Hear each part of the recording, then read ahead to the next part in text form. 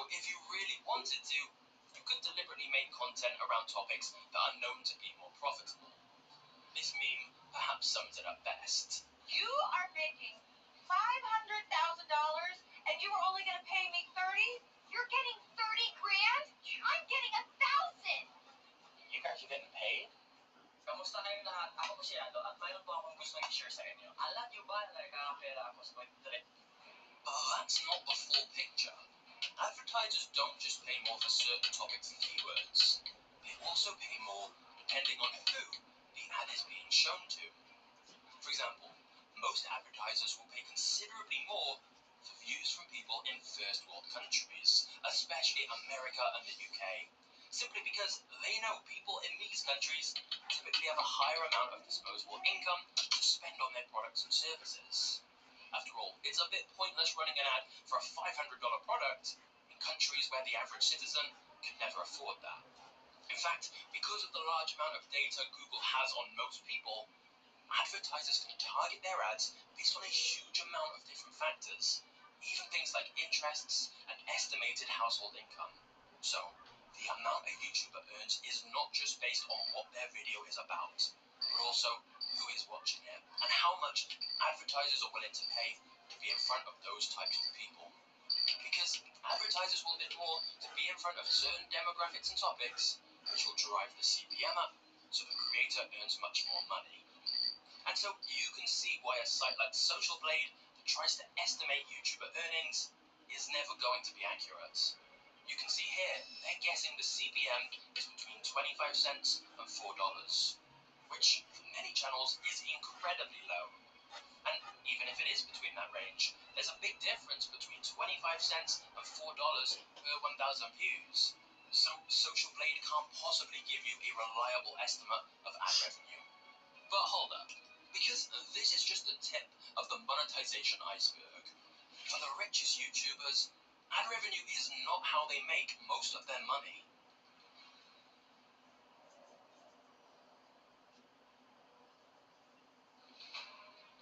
If you want to make a full-time income from YouTube, ad revenue should never be your main revenue stream. It's too unpredictable, and quite frankly, there are better ways to make more money. Here's what you need to remember. Attention equals money. If you have people's attention, people who are watching your videos and liking your content, then there are countless other ways you can monetize. For example, did you know that one of the richest YouTubers in the world is 9-year-old Brian KG? Some estimate his revenue to be around $30 million a year.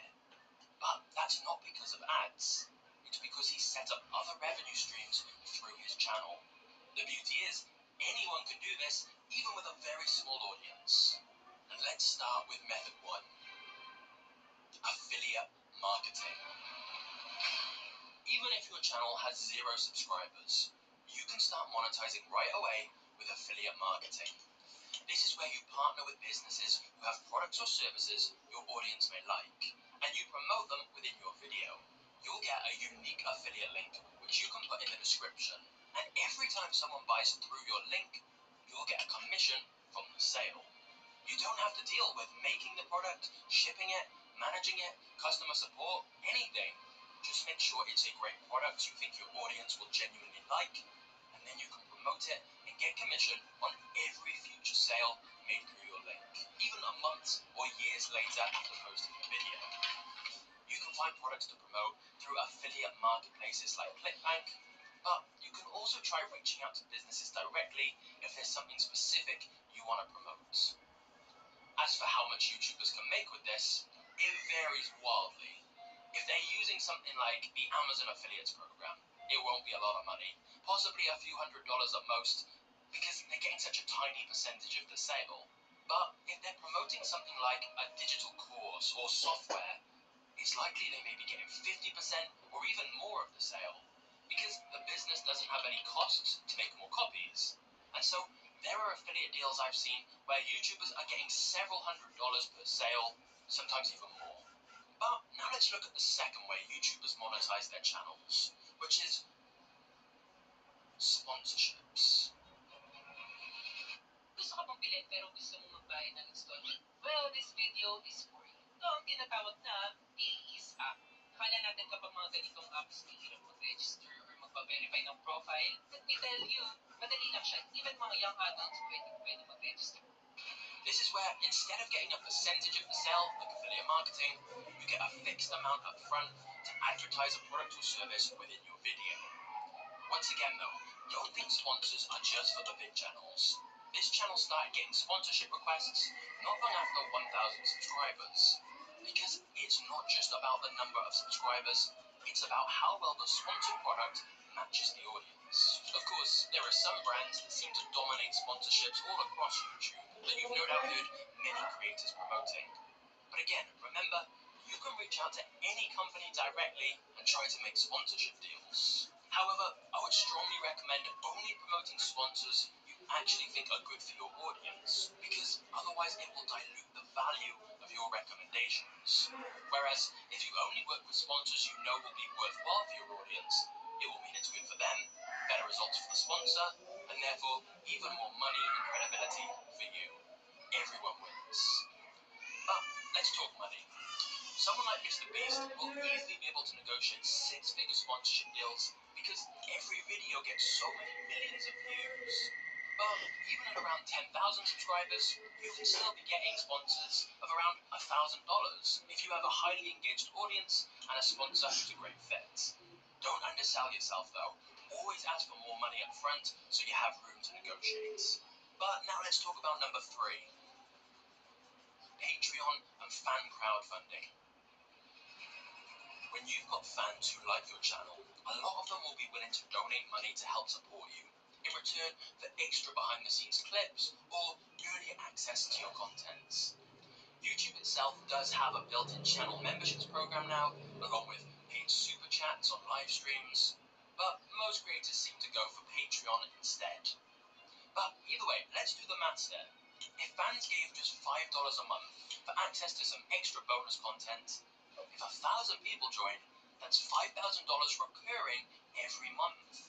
And so you can see how the big channels with loads of fans can drastically increase their income by offering this kind of thing.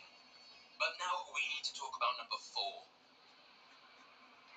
Selling a product. Now, when it comes to selling products through your YouTube channel, most YouTubers go the route of selling merchandise. So for huge channels like PewDiePie, this can be very profitable. But when you have a small audience, just throwing your brand name onto some random t-shirt or mug probably isn't going to make a lot of money. I have seen people have some success by running limited edition merch campaigns, but what if you thought about selling a product that was directly useful for your audience? One very profitable option here is to create some form of digital course. Because if your audience enjoy your free YouTube content, it's likely some of them would be happy to pay to learn more from you. This can apply in most niches: fitness, dating, business. If you're sharing knowledge on your channel, there's a very good chance some people would pay for a full system where you can teach things much more in depth. Once you start selling your own product, your revenue can really skyrocket because now you've transitioned from just being a YouTuber to running a YouTube business.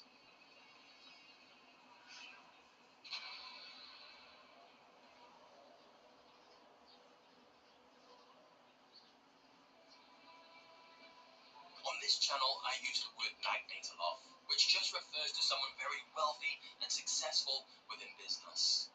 But sometimes I also use the term YouTube magnate, which means someone who combines YouTube and business together.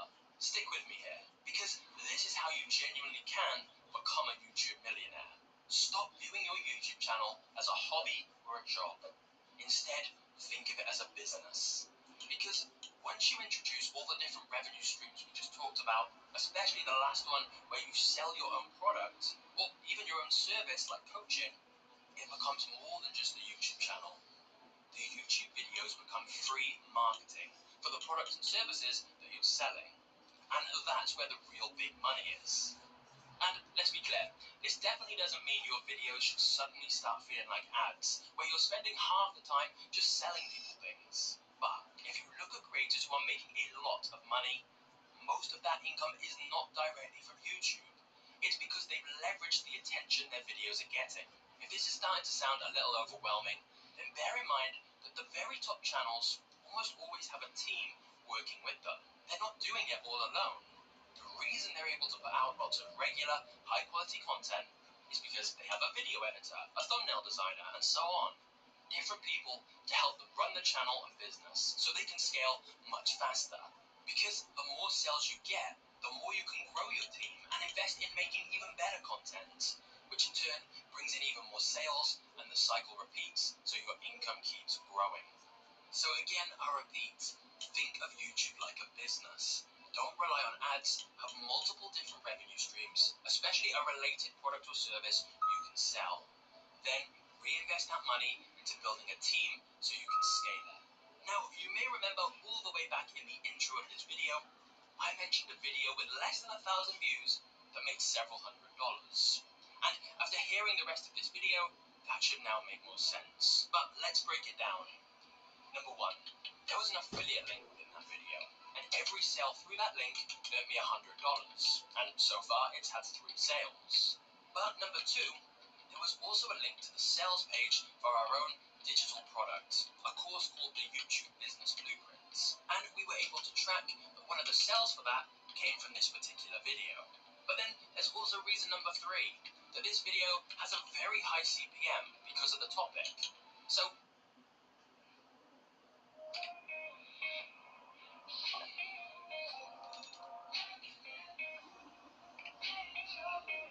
Pagpasar ako ng technology. So, dapat pulis ka. Dapat. Oo. Hindi. Noong mga panahon na nag-a-apply ako, yan na rin yung time na nagbibenta ako ng t-shirt. Ito na yung parang. Since nag-a-apply ako sa PNP, magpupulis naman ako, para clothing na lang. Halos lahat parang nag-doubt. Oo, kasi pandemic yun eh. Taasan mo na gusto pangarap mo. Pinakamataas na kaya yung isipin. Yes. Para kung 100K is not enough. Yeah, not for. Say, like, not enough. 4 lakh का मैंने 1.15 CR बनाया. Last past 8 months में I earned about 50 lakhs on a portfolio of 1 crore. So that's a 55% return in the last 8 months itself. So I'm a crypto trader, Web 3.2 and a blockchain enthusiast. The problem with my generation is कि हमारे पास resources है, but हम उनको utilize नहीं करते. तो उस दिन मेरे दिमाग में आया कि कौन है जिसके आगे प्राइम मिनिस्टर सर खड़े हैं और ये बैठे हैं. And at the last point, like यार दुनिया बहुत पैसा करती है. Let's earn money.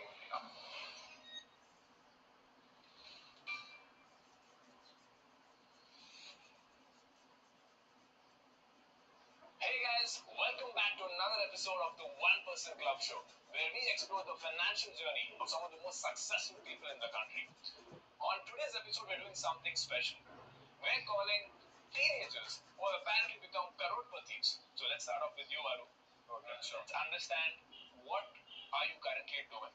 Basically, I'm studying at Masters Union, first year. It's my STEM got over, and if you ask me what I'm currently doing in finance, I'm trying to figure out how can I get into a hedge fund or a quantitative fund. And I'm preparing for my CFA. I'm trying to gain knowledge right now.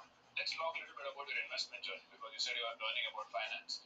And what I've heard is that you seemingly converted, I don't know, 1.5 lakhs into 1.4 crores or something. Is that right? Not 1.4 lakhs. It was a big amount. How much was it? It was almost around 90 lakhs, and I took it to 1.7. 90 lakhs, you made it 1.7 Yeah, crores. 1.7, almost 1.8, 2x Over what time period? over a year. Over 1 year. In 1 year, you doubled from 90 lakhs to 1.8 Yes. crores. So walk us through this. How did you do it? Okay, so basically, yeah, the 90 lakhs wasn't mine. I asked my dad to give it to me. Oh shit. Yeah, definitely. How old are you? I'm currently 20. मुझे जो portfolio पड़ा हुआ था, I asked to manage it. So what I did कि I allocated the funds. मैंने calculations करके कि थोड़ा मुझे mutual funds में डालना है, so that I get assured returns. Some of them I invested heavily in the index fund, which I made personally using the weighted average and researching about the Nifty 50 कि वो कैसे work करता है. And I use something called as derivatives. But right now you're working with a capital of 1 or 2 crores. Yes, Right. Like it's bigger now. It's bigger. How much is it now? Can't share like So now tell me, like, how did you become this finance nerd? finance nerd. So I was in 9th class and COVID strike. So lockdown, I had nothing to do. I read an article. I was searching the highest paying jobs in the world. Okay. Yeah. And there was this article by Harvard Business School. data science is the most sexiest job of 21st century. Okay. So I thought कि चलो ये करते हैं. Python सीखा. I know Python very well. I can do data analysis, data science. I can run machine learning algorithms also on it. I'm currently building more on that. So all of this is self-learned. Yeah, self-learn. Udemy, YouTube. YouTube is a great source. You can find anything. I think so. The problem with my generation is कि हमारे पास resources है, but हम उनको utilize नहीं करते. Studied Python by yourself through Udemy and YouTube, and then what happened? मुझे लगा कि यार used to see your videos and अलग थोड़ा financial वाले कि $500,000 मिले per year 10 साल बाद जाके how should I invest it? मैं कब जाके billionaire बनूंगा? एक teenager के मन में रहता है कि they do want to buy a McLaren and they want a big house and they want a yacht in Monaco. They want to see F1 yacht पे जाके. तो मुझे ये सब चाहिए and अभी भी चाहिए. I'm not saying. तो मैंने सोचा ऐसा तो नहीं होगा. This is not good. At the starting of my 9th class, I lost my mom to cancer. Okay, sorry. So I was like, and the thing was कि we had money, ऐसा नहीं था, but it all drained in mom's operation and at the last point कुछ भी नहीं बचा था. So it felt like कि यार दुनिया बहुत पैसा करती है. Let's earn money, you know. I couldn't save my mom, but if I can become rich and I have money and I can provide all these things to the society back, so मैं किसी और की माँ को बचा लूँ तो शायद मेरी माँ खुश होगी.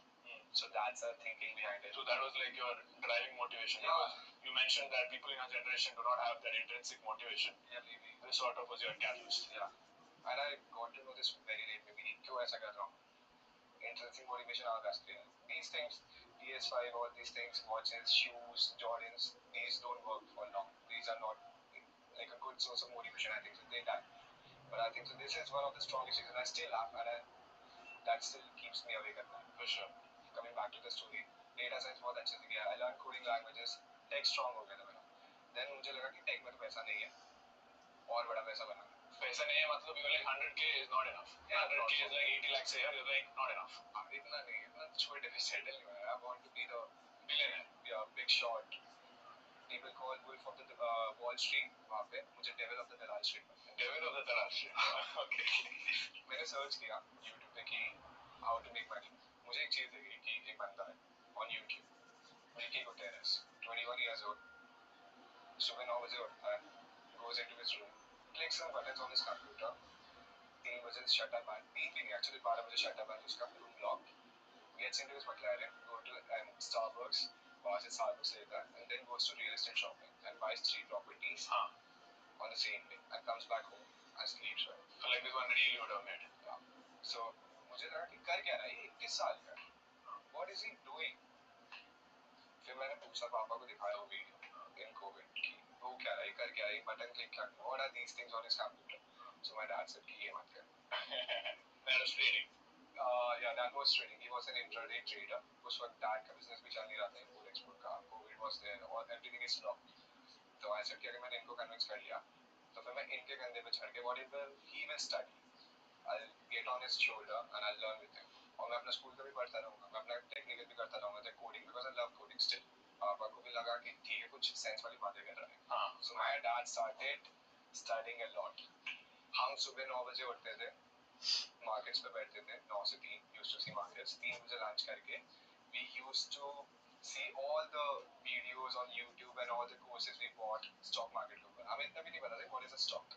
We came from what is a stock to how to hedge your position या how to make even money. तब पूरी दुनिया पैसे गवा रही है. So सारे वीडियोस देखता हूँ कोविड में बैठ के, मैंने और मेरे पापा. We used to make notes together 3 बजे से लेकर रात के 12 बजे तक, and then we used to go to sleep. There was this great resource, if anybody wants to check it out, called as Varsity. वैसे होता. Yeah. मैं पेपर ट्रेडिंग करता था, वो एक्चुअल ट्रेड करते थे. And we lost a lot of money in the start, काफी ज़्यादा. Starting में we invested 10 lakhs, सारा गया वो भी more and more and more. Starting के 3 साल 4 साल तो we lost a lot of money. So how much would you have lost in the first 3 years? Around 50, yeah. Around 50. Yeah, around 50. इतनी savings थी, but we lost a lot of money. After So all of that was like your learning process. Yeah. My dad says कि the only way to learn in stock markets is giving out money. You have to use money in the stock market. Otherwise, the psychology won't set in the market. This market चलता कैसे, sentiments कैसे होते हैं. Consider it as if you want to become a trader in stock market, then consider 50 lakhs as college fees. कि तुम 4 साल 5 साल की college fees they. Very expensive now. It's yeah, expensive. MBA के साथ ले लो, but when you start earning, you earn a lot and you never see that. So, alright, so moving to the next prodigy over here, Swayam. What do you think? Look at all his aspirations. He wants to $50 million house. What do you think about that? Yeah, Arun ने जो भी बोला, I agree to a lot of things, but I disagree to some factors. Okay. मेरे I लिए like it. It's interesting. क्यों? क्योंकि I don't think so कि हमेशा पैसे कमाने का motive is to buy big houses, McLarens, or having a Starbucks or coffee. I think that's too overrated. How old are you? I'm 18. Yeah. So let's start with my own journey. So I'm a crypto trader, Web 3.2 and a blockchain enthusiast. So मैंने 4 लाख रुपए से शुरू किया, वो भी इसकी सही बताता हूँ 4 लाख आए कहाँ से. So मुझे बहुत दिन पे पैसे मिलते थे 40,000, सबसे रिलेटिव सबसे मिलते. तो 3 साल के स्पैन पे जब मैं 14 साल का हो गया तो मेरे पास 4 लाख रुपए मेरे बैंक में थे. तो अब मैं तो 14 साल का हूँ, I can't trade, I can't do anything. तो मैंने मम्मी को बोला कि मम्मी प्लीज मुझे इसमें जाने दो. And my uncle is already into this crypto trading. So मामा ने मम्मी को बनाया, वो मान गई. तो मैंने मम्मी के अकाउंट पे अकाउंट बनाया and I started crypto trading. तो I started 4 lakhs and 4 lakh का मैंने 1.15 CR बनाया. 1.15 1 crore 15 lakh in the span of 3 years. ठीक है? So that's like you started with 4 lakhs. 4 lakhs. That's almost like 30x. 30 in 3 years. 30x in 3 years. Yeah, 30x in 3 years. And जब 1.15 CR बन गया, mummy को तो पहले वो 4 लाख रुपए वापस कर दिए. उसके बाद मैंने स्कॉलरशिप के लिए अप्लाई किया. तो स्कॉलरशिप में I got a grant of $100K and like I got an opportunity to study at Harvard to do my econ majors. But you applied to Harvard, you got it. Yeah, I got it. मैं हमेशा से चाहता था कि मैं कुछ भी कर रहा हूँ, like फाइनेंशियल स्टडी कर रहा हूँ या अपनी पढ़ाई कर रहा हूँ, उसके पैसे मैं खुद दूँ rather than my parents investing in me. So अब हुआ क्या? अब मेरे पास मास्टर डिग्री तो जमा हो गई थी, but अब वहाँ के 2 साल मेरे पास थे. So I rejected Harvard. You got into Harvard. Harvard, you said no because you didn't have 2 crores. So you came here, masters in. But continue. Then what happened? So why did I come to masters in? Why did I join this particular institute? क्योंकि और भी institute है. मैं masters में सिर्फ इसलिए आया because of the unique curriculum. मैं कोई और इंस्टीट्यूट जाके आज आपसे नहीं मिल पाता. मैं कोई और इंस्टीट्यूट जाके CXS सेशंस इतने अच्छे अटेंड नहीं कर पाता because like अभी भी we have Dr. Kenan Smith. So वो UPenn है and we'll be talking to him From Water Business School. Water Business School. आपने बोला. And उनसे बात करने के बाद जो भी insightful sessions मिलेंगे, I don't think so कि वो हमें कोई और दे पाएगा. And that's why I chose a school, business school like Masters Unit to spend my 4-year time too. So Raghav, so you tell me now what building you want to build. These guys are talking about some $1 billion ideas. Let's learn a little bit about you. Well, इनकी building तो काफी ज्यादा I think common लोगों से थोड़ा सा मेरे sir से थोड़ा सा ऊपर जाती है because मेरी बिल्डिंग बहुत सिंपल चीज से बनी है. That is stock market. Stocks जो बेसिक स्टॉक्स लोग समझते हैं, ये लोग क्रिप्टो और ट्रेडिंग डेरिवेटिव ट्रेडिंग तो मैं खुद भी नहीं करता हूँ crypto and derivatives. Yes, I am learning futures options वगैरह थोड़ा थोड़ा स्टार्ट कर रहा हूँ. But are you guys like friends or like what? Yes, I also started in COVID era. I think COVID के टाइम सब लोगों ने बहुत कुछ सीखा. You guys are like what? 15 years old? 14, 15? 14, 10 standard. I was 14 when I started. And boards का time था उस टाइम पे, तो कहीं ना कहीं वो प्रेशर तो था पेरेंट्स से. स्टिल एक दिन मैंने एक फोटो देखी कि मोदी जी राकेश झुंझुनवाला जी से मिलने गए हैं एंड झुंझुनवाला जी बैठे हुए हैं एंड मोदी जी हाथ जोड़ के खड़े हुए हैं. तो उस दिन मेरे दिमाग में आया कौन है जिसके आगे प्राइम मिनिस्टर सर खड़े हैं और ये बैठे हुए हैं. एंड तब मैंने जाना कि स्टॉक मार्केट क्या होता है. वो एक फोटो ने एक्चुअली अगर बिल्कुल मेरे लिए एक इंस्पिरेशन बन गए. एंड वहाँ से मैंने स्टार्ट की अपनी journey. What are you very? Yeah, from business. Business. What business? So my dad is into manufacturing. We have factories in Delhi and in Haryana region. And my mom is a housewife. तो तब कई मुश्किल से जाके मैंने 2-3-4 लाख रुपए मांग लिए कि थोड़े से पैसे एक बार लगा के देखते हैं. And I had confidence. And मुझे याद है कि 2020 में मार्केट गिरा था काफी ज्यादा. And कह लीजिए कि झुंझुनवाला जी ने तो मेरे को इंस्पायर किया और शायद मैं इन्वेस्टमेंट में घुस पाया because of that Tata Motors का शेयर जो उस टाइम पे मैंने 80 रुपीज में खरीद लिया. एंड आज अगर आप टाटा मोटर्स की वैल्यू देखोगे कहीं 700 रुपीज पे स्टार्ट करती है. तो विद इन एन ईयर वो 4 लाख रुपए कहीं जाके 20 लाख रुपए बन गए. How did you evaluate So at that time I started learning a lot. मैं हमेशा कहता हूँ कि learning ज़्यादा ज़रूरी है earning से. How old were you that time? I was I think 14. And today how old are you? 18. Okay, continue. So that time मैंने काफ़ी चीज़ें evaluate करी कि आगे आने वाला सेक्टर क्या है, फ्यूचर क्या है. एंड अभी भी मैं यही कहता हूँ कि ईवी सेक्टर, सोलर सेक्टर, ये वो सेक्टर्स है जो आने वाले टाइम में बढ़ेंगे, जो आगे जाएंगे. India is taking a progressive step towards EV sector, solar sector. How much time did you spend in terms of researching about the stock before putting it on startup? At that time it took me around 1 month. 1 month you were just studying I was just studying about the stock. about the stock. तो I think 65 rupees पे देखा था and एक महीने में तो वैसे ही थोड़ा सा ऊपर चला गया था स्टॉक. एंड फिर मैंने पहला बाई किया एंड भगवान की दया है कि वो जैसा रिसर्च थी वैसा चला गया. फिर पेरेंट्स को फिर से कन्विंस किया कि अब हम पोर्टफोलियो थोड़ा और बढ़ा देते हैं. तो 4 लाख 20 लाख 20 लाख रुपए. हाँ, उसके बाद you went back to parents saying कि अब 20 लाख रुपए से थोड़ा और बड़ा कर देते हैं पोर्टफोलियो को. एंड फिर वो कहीं ना कहीं थोड़ा और पोर्टफोलियो बढ़ाया. तो हमने 2 साल में उस पोर्टफोलियो को डबल कर लिया क्योंकि market all time bull run पे थी. हाई 20 लाख 40 लाख. इस बार हमने और ज्यादा पैसा लगाया. सो आई थिंक 35 to 70 lakhs कर दिया. ओके. नहीं और कितना और ज्यादा पैसा डाल दिया? 50 lakhs और ऐड कर दिए. 20 तो हो ही गए थे. तो जो भी टैक्स था वो पे करा. उसके बाद उसको टोटल करके 35 lakhs तक हम ले आए. एंड देन वो 2 साल में 70 lakhs हो गए. ओके. Past 8 months में I earned about 50 lakhs, 55 lakhs on a portfolio of 1 crore. So that's a 55% return in the last 8 months itself. So exactly. Now यहाँ पर जो मैं 3 साल से काम कर रहा था वो understanding I because EV sector को आगे जाना था, सोलर सेक्टर को आगे जाना था, पावर सेक्टर को आगे जाना था. कंपनीज का विजन दिखता था. राकेश झुंझुनवाला जी ने बहुत अच्छी चीज कही थी जिनको मैं हमेशा आइडियलाइज करता हूँ कि अगर आप बजट पढ़ना सीख गए, बजट जानना सीख गए तो आप बहुत कुछ सीख जाएंगे. उनका एक क्लिप है जिसमें वो कहते हैं कि मेरी सुबह नेटवर्थ 3 करोड़ रुपए थी और उस दिन बजट आया और मेरी नेटवर्थ उस दिन 12 करोड़ रुपए हुई. तो बजट आया तो मुझे दिख रहा था कि गवर्नमेंट प्रोग्रेस कर रही है इन सब सेक्टर्स में. डिफेंस में प्रोग्रेस कर रही है गवर्नमेंट, ऑटोमोबाइल सेक्टर प्रोग्रेस कर रहा है, power. Studying the budget, whatever the finance minister comes up with every year, studying the budget gives you a very good idea what the macro story is. Macro story, exactly. Macro is one of those analysis जो बहुत underrated. So if I summarize, you're like, okay, the government is saying that EV should go ahead. So the macro vision is set. But it's not that all companies will grow at that same required rate. Because you have studied all of these companies in that particular sector. So you know which company has the most potential. And you place your bet on that. And that will give you the higher upside. Is that the right summary? Kind of. They come to fundamental as well as I also do technical analysis like I do. So investment is always a long term game and investment is also a passive income kind of a thing. आप actually स्वयं ने कहा कि side income की तरह आप चलाते रहो उसको. तो obviously trading and investment बहुत अलग अलग चीजें हैं. I believe in investment कि I believe in creating wealth. तो वो वेल्थ आपकी बनती है जब आप इन्वेस्ट करते हो. जैसा राकेश झुंझुनवाला जी कहते थे कि कैपिटल बनाना हो तो ट्रेडिंग करो और अगर वेल्थ बनानी हो तो इन्वेस्टमेंट करो उस capital. Why do you disagree with it? The wealth he's talking about, he's creating over the time. Pension manages one part in 1 month. 1 month.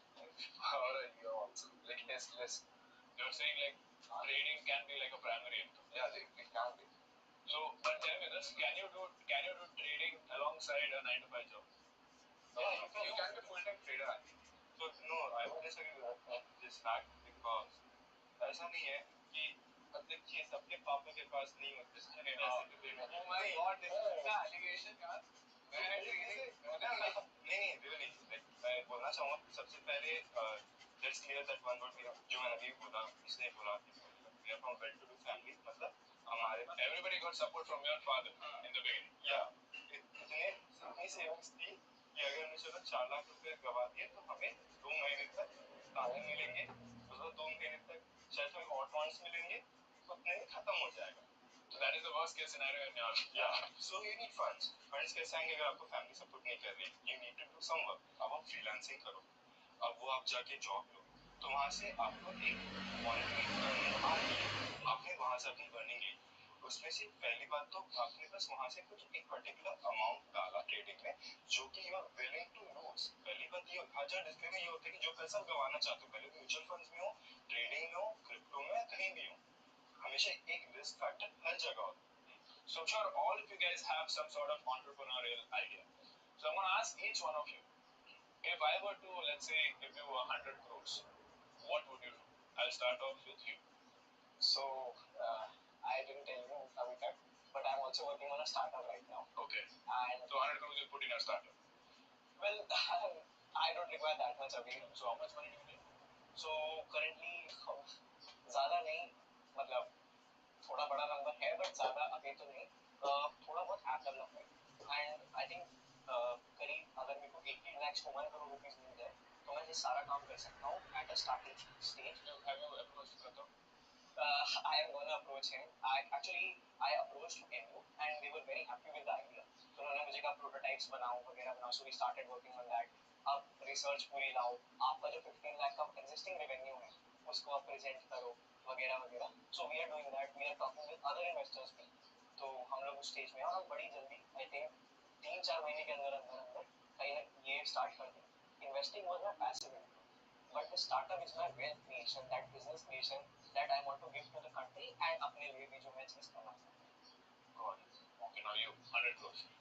So, जैसे मुझे 100 crores मिलेंगे उससे पहले 1 CR in crypto, 1 CR in crypto. 1 CR in crypto, and another CR to back that. Safety net. Safety net. Okay. 52 CR in my startup. What is this startup? An exchange. Exchange मतलब एक crypto exchange. You're making your own crypto exchange. Kind of crypto exchange, but मेरे exchange पे आपको entertainment मिलेगा. मेरे आपको exchange पे education भी मिलेगा, and you will earn money too. Earning, education and entertainment. But उसमें बहुत कुछ अलग भी चीज़ है, so I can't tell. Like उसमें the 5 things भी included है, so I can't frame this as a crypto exchange now. And जब बाकी जितने भी remaining amount होंगे, that would be in charity. Charity. Yeah. Cool. All right. You last 100 crores. 100 crores. What would I do of it? If you give me 100 crores, okay, so 3 to 4% in bonds. I'll invest it, all of it. 3 to 4% in bonds. For say for मतलब hedging करने के तरीके से protect करने के लिए. बाकी मेरी investments करें तो this will give bonds or G6 or debentures, company debentures. 70 to 80% in public and private markets. So it could contain stock markets, stocks जो publicly listed है, and then I would do some privately listed companies also which are growing right now in private equities or in venture capital. And then whatever the left is, I'll use the derivatives to protect my funds using the hedging ratios. ये इतना गिरेगा तो I want. If my money grows, whatever profit is made, I'll put all that in the. You don't want to start any business or anything? Not no entrepreneurial spirit? I think so. Like, there's the king, but I'm the king maker. Okay. I buy companies, I sell companies. All right, guys. Probably we are getting a lot of FOMO by listening to these guys, but always realize that they are the exception, not the norm. I thought their stories are very, very important to cover, so that it might inspire people like you who are still trying to figure out what to do in life. All right, guys. Thank you so much for watching till the end, and I'll see you in the next one.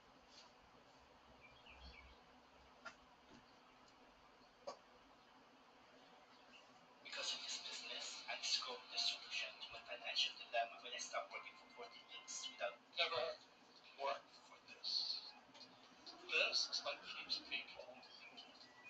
This, the rupee, the peso, the yen, the yuan. He says, never work for this. I will say this much. What's more important is ethics and morals. Nothing I do is illegal, unethical, or immoral. Those are the three more important than anything else to me.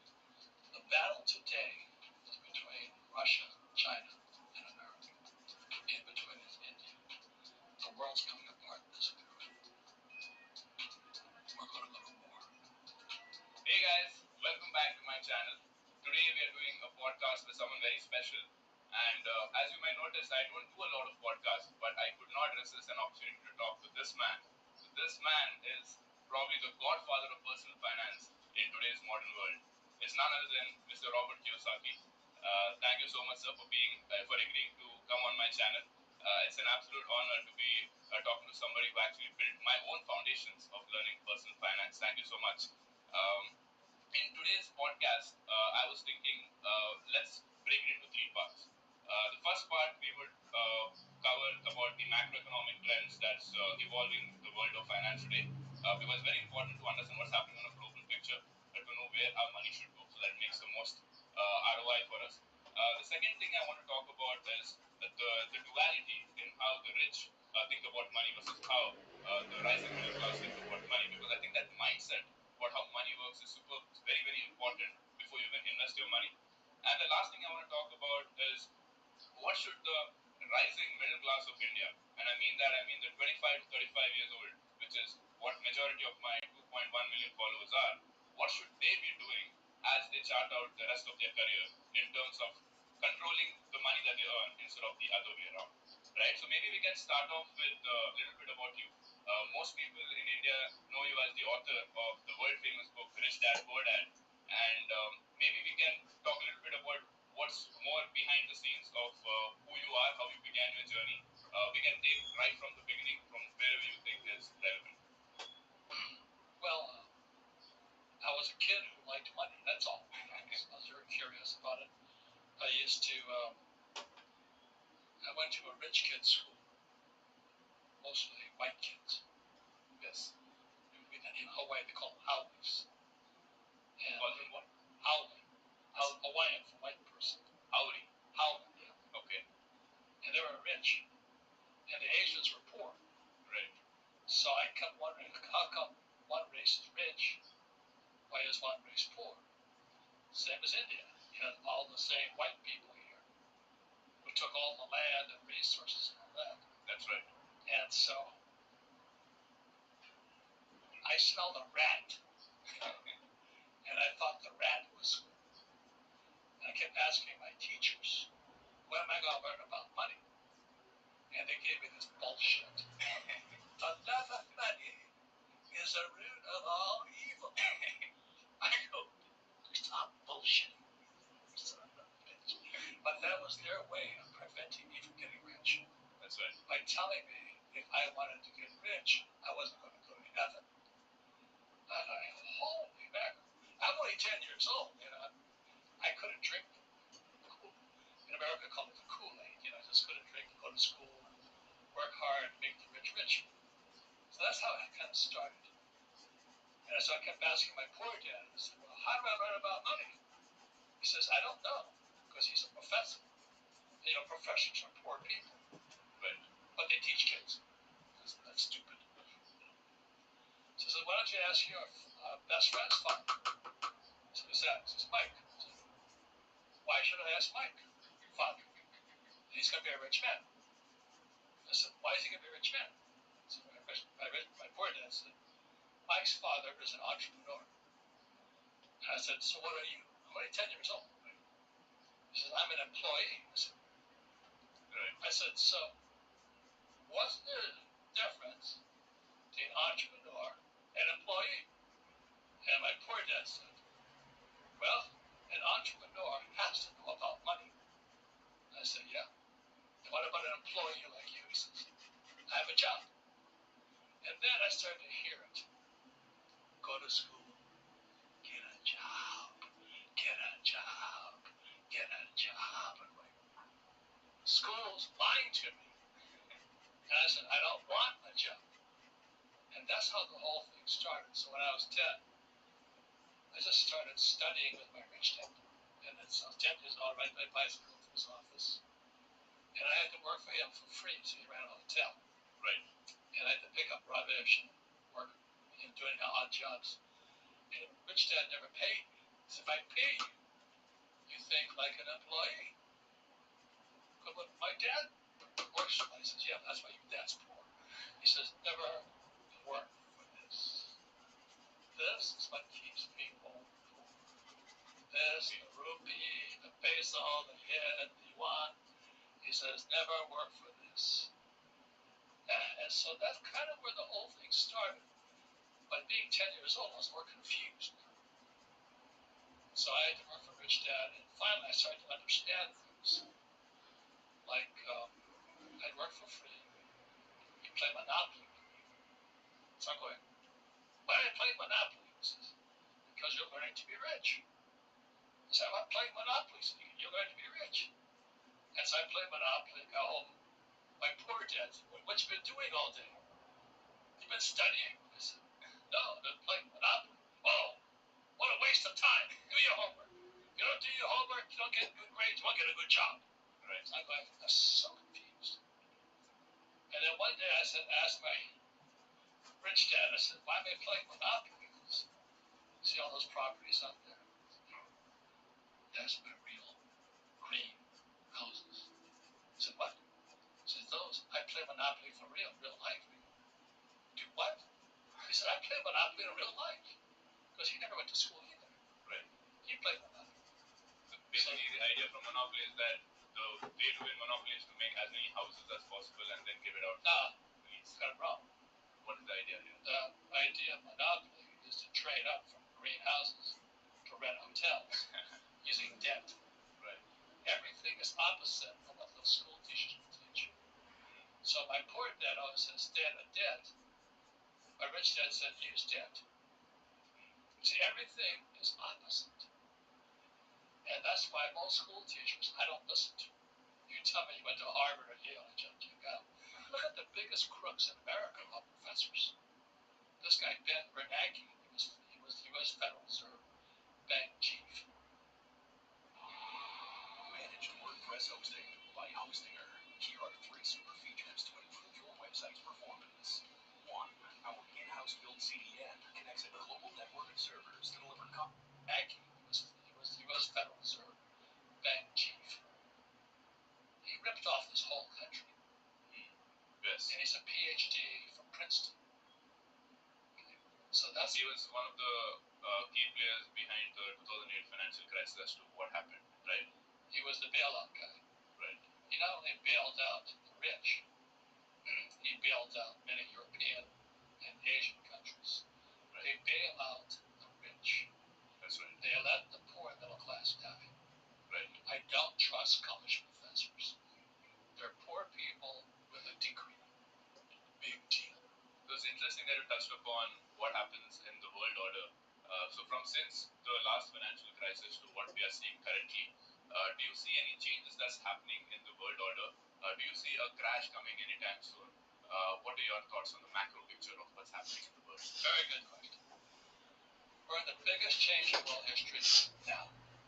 Like this is August 2023. It just had the BRICS meeting in South Africa. BRICS stands for Brazil, Russia, India, China, South Africa. So it is the split between the West and the East.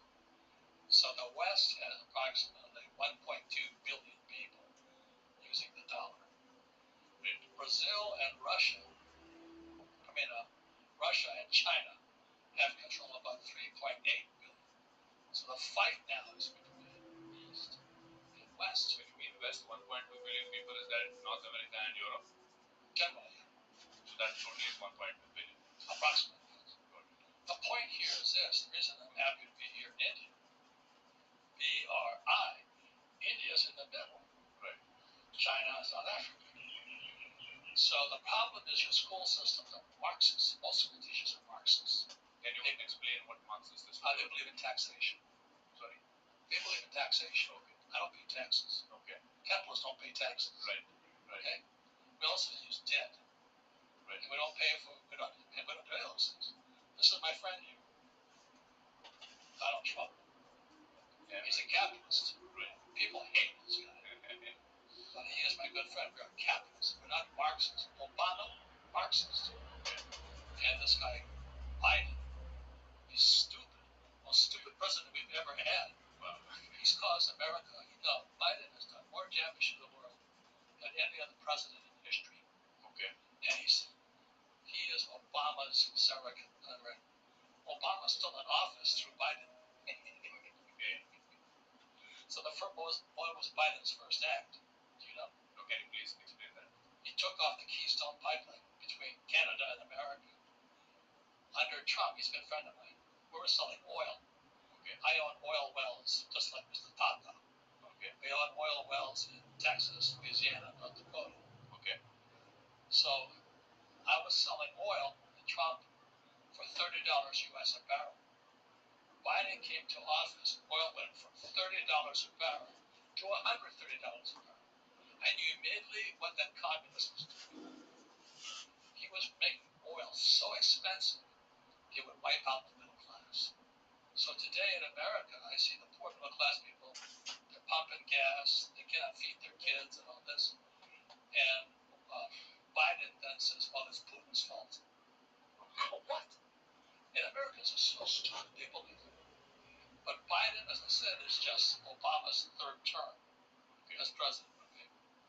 And you look at all that, I'm going, holy moly. So India is right in between all this right now. So the big shift, I'm not taking sides. It's Russia, China versus America, Europe. And so basically it's if they go to gold, American dollar's gone. If they shift to China, I don't think they will. The Chinese are threatening to shift the yuan to gold. Okay, pegging it to gold. Yeah. And if they do that, US dollar collapses. Right. This is trash. Right. If that happens, America loses. Right. I mean, the kind of printing that they've been doing over the last 1 or 2 years of excessive cash into the economy, what do you think is going to happen if they continue doing this in terms of inflation? Well, there'll be hyperinflation. Unfortunately, more. Every time, this is why I'm happy to be in India. You guys just put a man in the moon. The other thing good about India is your people are very peaceful people. Right. I come here, I feel like the most obnoxious man on planet Earth.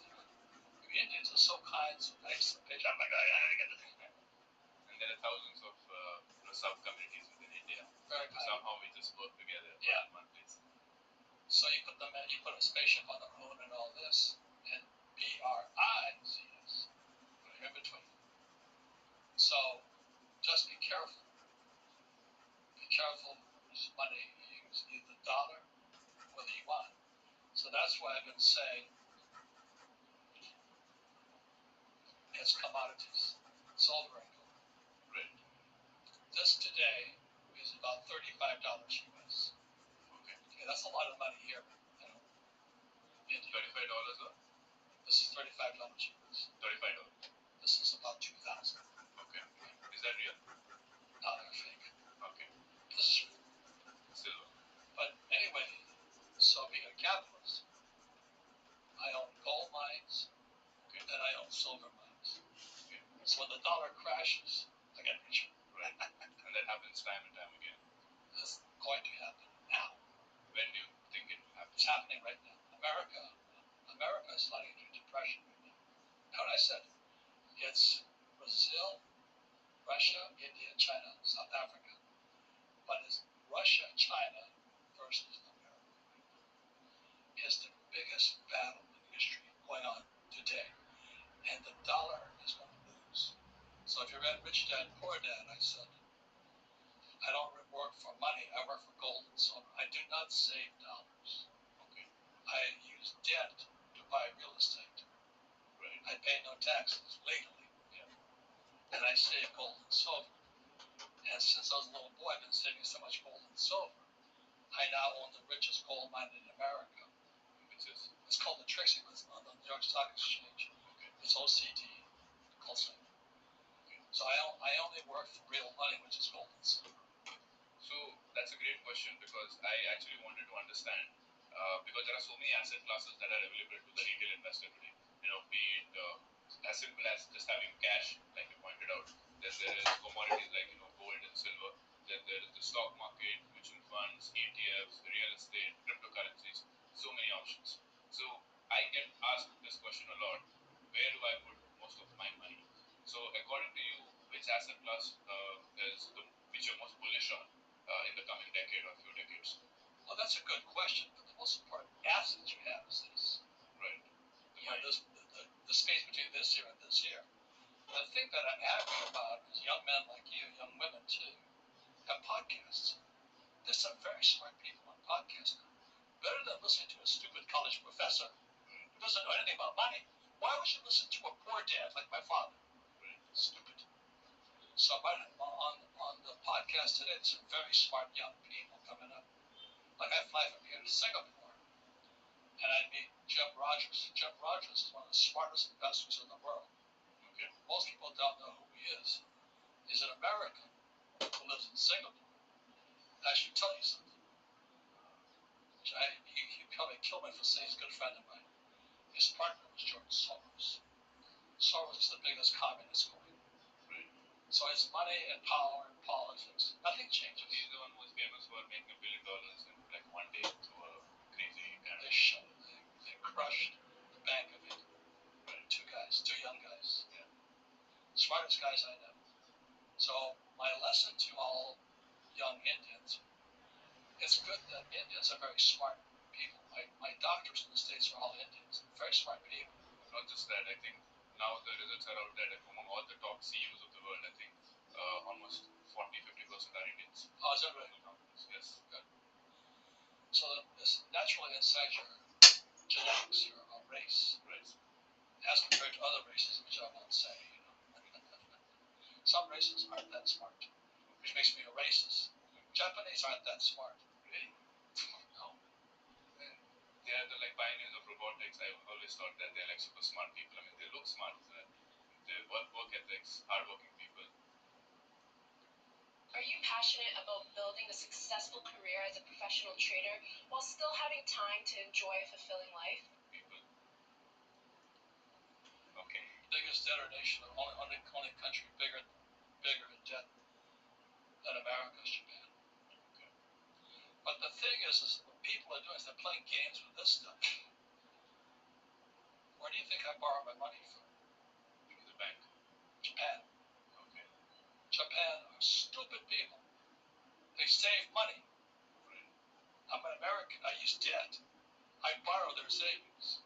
I heard that the savings rate interest in Japan is negative, to motivate people to put it in the market. Is that true? No, Japanese are the highest per capita savings rate in the world. Right. Japanese believe in saving money. They're good people. Yeah. They're not very smart financially. Right. Toyotas, Hondas, okay. Right. So in a country like India, right now, if you see the teenagers, 15 to 20-year-old teenagers, what we've been told by our parents is to focus on, becoming a doctor or an engineer, because that's like the safest route to, securing your life in a country like India. But what baffles me is that there are so many examples of people who made a lot of money. Let's say even if you're a high earning person in India, which is about, let's say, $30,000-$40,000 a year, um, versus let's say somebody who has won a lottery in India. All of them eventually end up in becoming broke. So I'll give you an example. So there's this popular show called Kaun Banega Crorepati in India, which means it's a ripoff of who will be a millionaire, which is there in US. So they get asked questions and they win. I think a staggering more than half the people who made like $1 million on that show are broke today. So what baffles me is that we are only taught how to make money, but the schools never teach us how to manage that money. Like, why do you think that's the situation across the world? Even in a prosperous country like US, that is the situation. So why is that happening, and are things changing? Well, the statistics show. So let's say you have a man. He becomes an entrepreneur. He makes a lot of money. Okay. The second generation, he teaches it to his kids. So the second generation, they enjoy the money. The money's gone by the third generation. It disappears. Because they don't pass on knowledge. They pass on money.